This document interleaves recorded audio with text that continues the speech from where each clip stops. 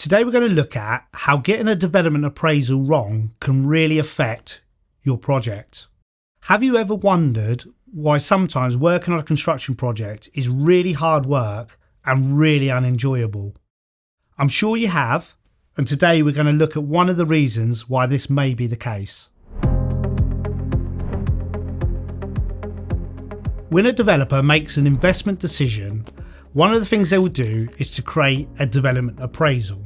A development appraisal is equivalent to a business plan, but focused on a development. The development appraisal, in its rawest form, looks at the value of the end product, which we call the gross development value, the GDV, and it also looks at the costs to achieve that value.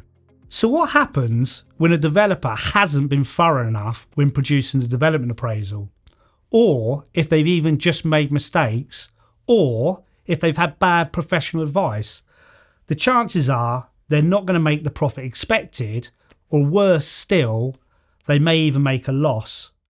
To be fair, sometimes these factors may be outside of their control. It could be legislative changes, it could be changes in planning policy, or something we've all felt recently is inflation higher than expected over the life of that project.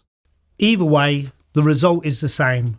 Profits erode, or worse still, it's a loss-making situation.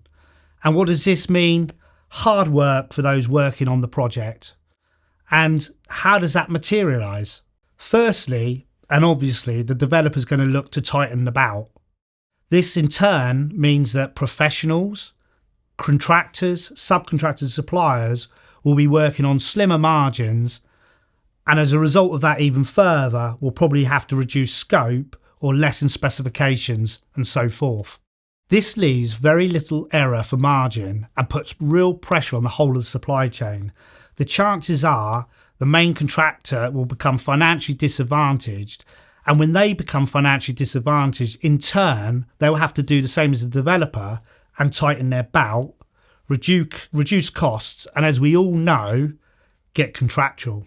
So ultimately, the developer's problem becomes the main contractor's problem. The main contractor's problem becomes the subcontractors and suppliers' problem. And ultimately, the problem just falls to the very bottom, where there is less resilience to deal with the problem, and we all know what then happens. And even those who can weather the storm through the life of their involvement in the project just spend the whole time firefighting, keeping their head above the parapet, and working in a hostile and contractual environment. So what can be done to prevent this situation? Well, when the developer is producing the development appraisal, it's about being extra vigilant and super robust.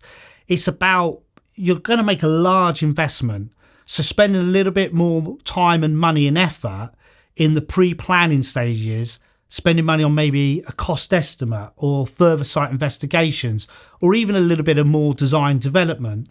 This helps de-risk the project and helps make sure that the development appraisal is robust and really specific to the project. It's a real false economy not to do these things. In the grand scheme of things, these costs will pale into insignificant to the costs that are going to be expended on the project, or even worse, lost if you don't. The more robust the development appraisal, the greater confidence the developer can have with the project and from investors, funders and key stakeholders. By ensuring the project is set up correctly from the outset, the more likely project success will be for the developer and the supply chain, meaning they can enjoy working on the project together. We have produced a blog and a more in-depth video on this topic, so please do check that out, and a link will be on the screen now. I hope you found value in this video. If you have any questions, please do contact us, and we really look forward to hearing from you.